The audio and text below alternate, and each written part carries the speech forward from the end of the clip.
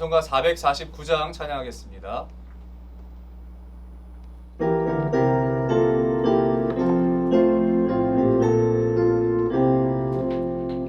예수 따라가며 복음 순종하며 우리 행할 길 완하겠네. 주를 의지하며 순종하는 자를 주가 늘 함께 하시리라. 의지하고 순종하는 길을 예수 안에 복된 길이로다. 해를 당하거나 우리 고생할 때 주가 위로해 주시겠네.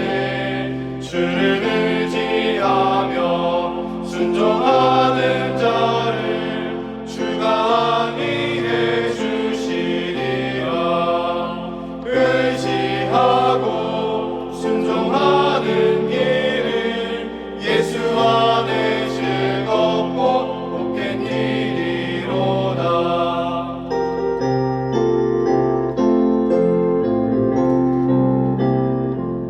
주를 힘입어서 말씀 잘 배우고 주를 모시고 살아가세.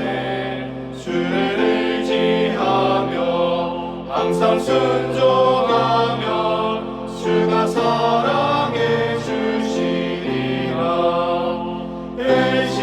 의지하고 순종하는 길을 예수 안에 즐겁고 복된 길이로다.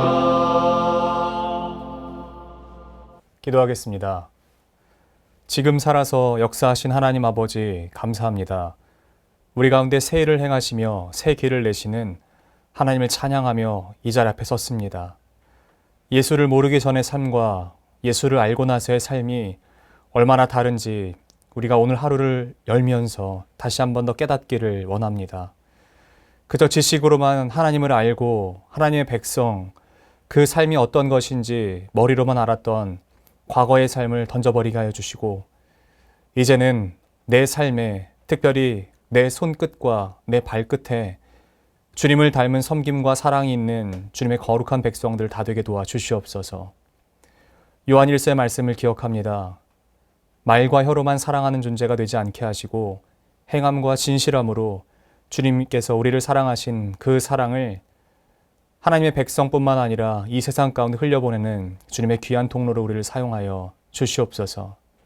가을이 깊어져 갑니다.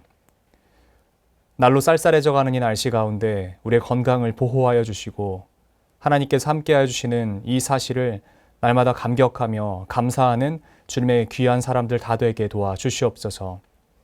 하나님의 말씀 앞으로 나아갑니다. 오늘 이 말씀을 통하여 우리가 깨달아야 될 말씀이 있다면 분명히 또한 반드시 깨닫게 하여 주시고 다시 한번 기도하는 것은 머리로만 아는 것이 아니라 우리가 삶으로 살아내는 거룩한 주의 군사들로 우리를 세워 주시옵소서. 그렇게 행하실 것을 믿고 감사드리며 사랑하는 우리 구주 예수 그리스도 이름으로 기도드립니다. 아멘. 하나님께서 오늘 우리에게 주신 말씀은 이사야 41장 말씀입니다. 섬들아 내 앞에 잠잠하라. 민족들아 힘을 새롭게 하라. 가까이 나아오라. 그리고 말하라. 우리가 서로 재판자리에 가까이 나아가자. 누가 동방에서 사람을 일깨워서 공의로 그를 불러 자기 발 앞에 이르게 하였느냐. 열국을 그의 앞에 넘겨주며 그의 왕들을 다스리게 하되 그들이 그의 칼에 티끌 같게 그의 활에 불리는 초계 같게 하매 그가 그들을 쫓아가서 그의 발로 가보지 못한 길을 안전히 지났나니 이 일을 누가 행하였느냐. 누가 이루었느냐. 누가 처음부터 만대를 불러내었느냐. 나 여호와라. 처음에도 나요. 나중에 있을 자에게도 내가 곧 그니라. 섬들이 보고 두려워하며 땅끝이 무서워 떨며 함께 모여와서 각기 이웃을 도우며 그 형제에게 이르기를 너는 힘을 내라 하고 목공은 금장색을 격려하며 망치로 고르게 하는 자는 매질꾼을 격려하며 이르되 땜질이 잘 된다 하니 그가 못을 단단히 박아 우상을 흔들리지 아니하게 하는도다. 그러나 나의 종 너 이스라엘아 내가 택한 야곱아 나의 벗 아브라함의 자손아 내가 땅 끝에서부터 너를 붙들며 땅 모퉁이에서부터 너를 부르고 내게 이르기를 너는 나의 종이라 내가 너를 택하고 싫어하여 버리지 아니하였다 하였노라. 두려워하지 말라 내가 너와 함께함이라. 놀라지 말라 나는 내 하나님이 됨이라. 내가 너를 굳세게 하리라. 참으로 너를 도와주리라. 참으로 나의 의로운 오른손으로 너를 붙들리라. 보라 내게 노하던 자들이 수치와 욕을 당할 것이요 너와 다투던 자들이 아무것도 아닌 것 같이 될 것이며 멸망할 것이라. 내가 찾아도 너와 싸우던 자들을 만나지 못할 것이요 너를 치는 자들은 아무것도 아닌 것 같고 허무한 것 같이 되리니 이는 나 여호와 너의 하나님이 내 오른손을 붙들고 내게 이르기를 두려워하지 말라 내가 너를 도우리라 할 것임이니라. 버러지 같은 너 야곱아 너 이스라엘 사람들아 두려워하지 말라. 나 여호와가 말하노니 내가 너를 도울 것이라. 내 구속자는 이스라엘의 거룩한 이인이라. 보라 내가 너를 이가 날카로운 새 타작기로 삼으리니 내가 산들을 쳐서 부스러기를 만들 것이며 작은 산들을 겨같이 만들 것이라. 내가 그들을 까부른즉 바람이 그들을 날리겠고 회오리 바람이 그들을 흩어 버릴 것이로되 너는 여호와로 말미암아 즐거워하겠고 이스라엘의 거룩한 이로 말미암아 자랑하리라. 가련하고 가난한 자가 물을 구하되 물이 없어서 갈증으로 그들의 혀가 마를 때에 나 여호와가 그들에게 응답하겠고 나 이스라엘 하나님이 그들을 버리지 아니할 것이라. 내가 헐벗은 산에 강을 내며 골짜기 가운데에 샘이 나게 하며 광야가 못이 되게 하며 마른 땅이 샘 근원이 되게 할 것이며 내가 광야에 있는 백향목과 시띠나무와 화석류와 들감람나무를 심고 사막에는 잣나무와 소나무와 황양목을 함께 두리니 무리가 보고 여호와의 손이 지으신 바요 이스라엘의 거룩한 이가 이것을 창조하신 바인 줄 알며 함께 헤아리며 깨달으리라. 나 여호와가 말하노니 너희 우상들은 소송하라. 야곱의 왕이 말하노니 너희는 확실한 증거를 보이라. 장차 당할 일을 우리에게 진술하라. 또 이전 일이 어떠한 것도 알게 하라. 우리가 마음에 두고 그 결말을 알아보리라. 혹 앞으로 올 일을 듣게 하며 뒤에 올 일을 알게 하라. 그리하면 너희가 신들인 줄 우리가 알리라. 또 복을 내리든지 재난을 내리든지 하라. 우리가 함께 보고 놀라리라. 보라 너희는 아무것도 아니며 너희 일은 허망하며 너희를 택한 자는 가증하니라. 내가 한 사람을 일으켜 북방에서 오게 하며 내 이름을 부르는 자를 해 돋는 곳에서 오게 하였나니 그가 이르러 고관들을 석회같이 토기장이가 진흙을 밟음같이 하리니 누가 처음부터 이 일을 알게 하여 우리가 알았느냐? 누가 이전부터 알게 하여 우리가 옳다고 말하게 하였느냐? 알게 하는 자도 없고 들려주는 자도 없고 너희 말을 듣는 자도 없도다. 내가 비로소 시온에게 너희는 이제 그들을 보라 하였노라. 내가 기쁜 소식을 전할 자를 예루살렘에 주리라. 내가 본즉 한 사람도 없으며 내가 물어도 그들 가운데에 한 말도 대답할 조언자가 없도다. 보라 그들은 다 헛되며 그들의 행사는 허무하며 그들이 부어 만든 우상들은 바람이요 공허할 것뿐이니라. 아멘. 저는 오늘 이사야 41장 본문 말씀 중 8절부터 16절까지의 말씀을 중심으로 두려워하지 말라라는 제목으로 하나님의 말씀을 증거하도록 하겠습니다. 이사야서는 39장까지의 내용과 40장에서부터의 내용이 전혀 달라지는 것처럼 느껴집니다. 심판과 재앙과 저주가 가득한 것처럼 상반부가 기록되어 있다고 한다면 40장부터는 어둠 가운데 빛이 내려오는 것 같아 보입니다. 그러나 글의 분위기가 밝아지는 것처럼 보이지만 실은 하나도 바뀐 것은 없습니다. 여전히 나의 태도도 달라진 것이 없고요. 하나님의 마음도 달라진 것이 없습니다. 그러나 39장까지의 심판과 저주와는 다르게 40장부터는 하나님의 위로가 임해요. 이 말인즉 나의 어떠함 때문에 하나님께서 은혜를 베푸시는 것이 아니라는 얘기합니다. 39장과 40장 사이에 이스라엘은요, 그 어떠한 돌이킴에 대한 고백도 또한 회개도 한 줄이 기록되어 있지 않습니다. 그럼에도 불구하고 하나님께서는 그의 백성들에게 위로하라 라고 말씀하시면서요, 당신께서 직접 그들을 위로하십니다.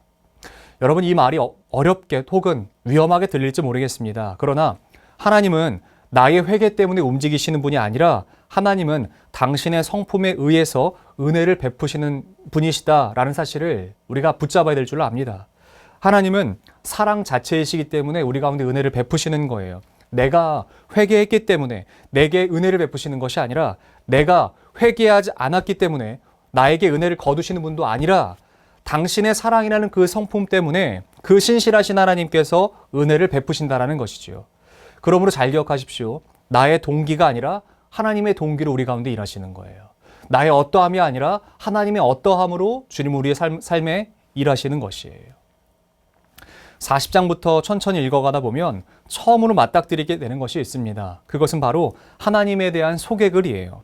우리 주 하나님이 어떤 분이신지를 가장 먼저 소개하고 있습니다. 우리에게 구원이 언제 임하는지, 또 어떻게 임하는지, 그리고요, 위로가 언제 임하는지, 또한 위로가 어떻게 임하는지가 중요하긴 합니다. 그러나 가장 중요한 건 그게 아니에요. 어떤 게 중요하냐? 그 일을 누가 행하는지가 중요한 것이에요. 내게 구원이 온다고 해도 그 구원을 누가 행하는지가 중요하고, 나에게 위로를 한다고 해도 그 위로가 누가 행하는지가 가장 중요한 것입니다. 여러분, 이 일을 행하시는 분이 누구라고 이야기합니까? 40장은 아주 명확하게 밝혀요. 41장 초반에도 아주 명확하게 밝혀요. 하나님이라고 말합니다. 하나님에 대한 소개로 가득 차 있는 것이에요. 하나님에 대한 믿음과 신뢰가 흔들릴 때 그들에게 하나님께서 주신 말씀은 다른 어떤 위로의 말씀 혹은 미사역으로 꾸며진 아름다운 말씀들이 아니라 하나님은 하나님 당신을 소개하는 소개글로 우리에게 말씀하시는 거예요. 위로가 가장 필요한 이들에게 위로를 주실 때 하나님은 하나님이 누구이신지를 소개하시는 것으로 위로하십니다. 그렇다면 하나님은 왜 하나님을 소개하실까요?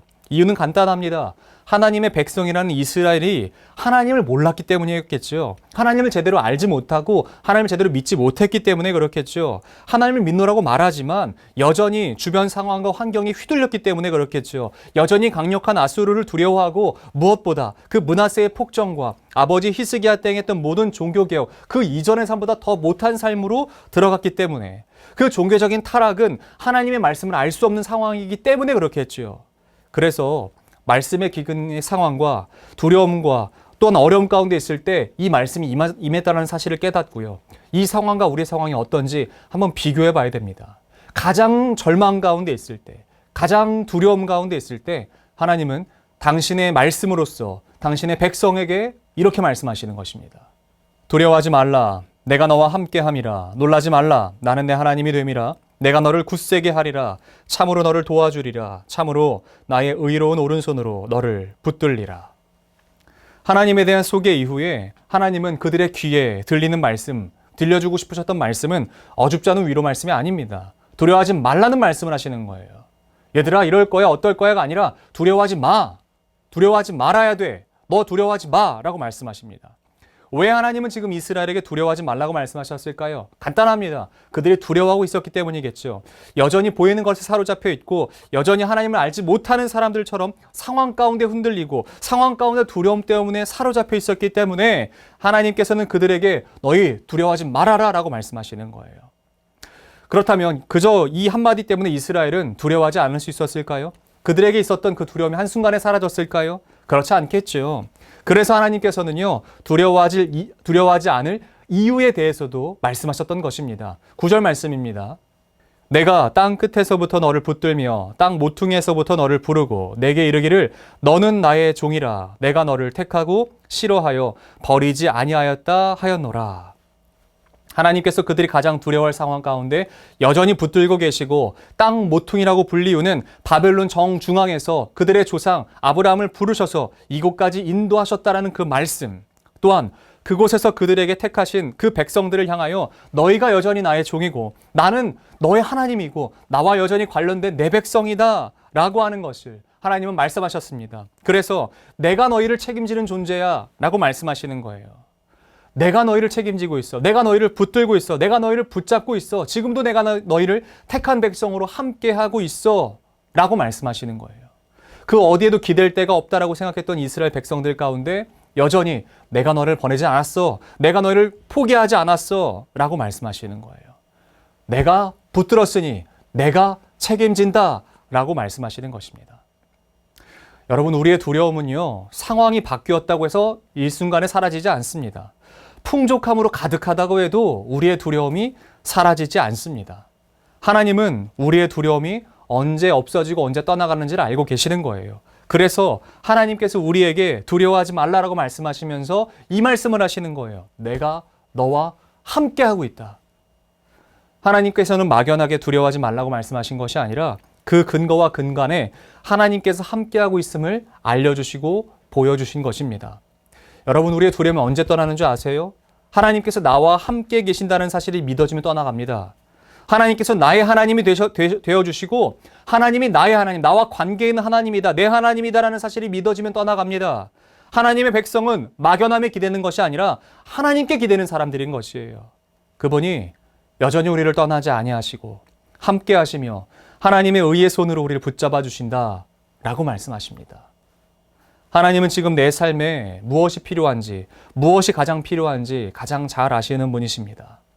므낫세의 시대처럼 하나님의 말씀을 말씀으로 여기지 않는 그 시대가 그때나 지금이나 별반 다르지 않은 것 같습니다. 하나님을 알고는 있는 것 같아요. 지식적으로는 알고 있는 것 같아요. 머리로는 알고 있는 것 같아요. 그렇지만 실제적인 내 삶에 말씀에 기근이 있는 상황, 또한 경제와 전쟁에 대한 문제, 질병과 갖가지 어려움으로 인해 두려움에 떨 수밖에 없는 상황 가운데 있는 우리의 마음을 너무나 잘 아세요. 여러분, 두려우십니까? 여러분, 상황과 환경 때문에 두려우십니까? 여전히 내 삶에 말씀이 없음으로 말미암아 두려우십니까? 그러므로 하나님의 이 말씀을 신뢰하십시오. 하나님은 우리에게 주시고 싶으신 것은 막연한 어떤 기대감이 아닙니다. 막연한 어떤 위로가 아닙니다. 하나님께서 내게 주시고 싶으신 것은 구체적인 것이고 그 무엇보다 하나님 당신 그 자체를 우리의 삶에 쥐어주고 싶으신 줄로 믿습니다. 여러분, 지금 내 손에 누구의 손이 쥐어져 있는지를 기억합시다. 내가 누구의 팔에 붙들려 사는지를 기억합시다. 그래서 하나님으로 말미암아 이 길을 걸어가고 하나님으로 말미암아 동행의 그 길에 날마다 평생의 삶이 함께 그 동행의 길을 걸어가시는 저 여러분들이 되시기를 예수 그리스도의 이름으로 축복합니다. 참 좋으신 하나님, 므낫세의 시대나 지금의 시대가 크게 다르지 않은 것 같습니다. 말씀을 알지만 말씀을 지키지 않고 말씀을 들어는 봤지만 말씀을 행하는 사람이 없는 시대, 그래서 말씀에 기근이 있는 시대, 또한 질병과 갖가지 두려움으로 우리의 사방이 우겨쌈과 같은 정말 그 두려운 상황을 맞이합니다. 그때 하나님, 우리가 다른 것 바라보지 않게 하시고 하나님께서 이 말씀을 주셨다는 사실을 신뢰하며 내가 너와 함께하고 있다라는 여기에 나의 모든 믿음을 두게 하여 주시옵소서. 그래서 여전히 나를 붙잡고 계시고 여전히 나를 하나님의 벗이라 부르시는 주님의 그 귀하고 떨리는 음성에 우리가 반응하며 나아가는 오늘 하루의 삶이 되게 인도하여 주시옵소서. 우리 이어서 주님께서 가르치신 기도로 오늘 예배를 마치도록 하겠습니다.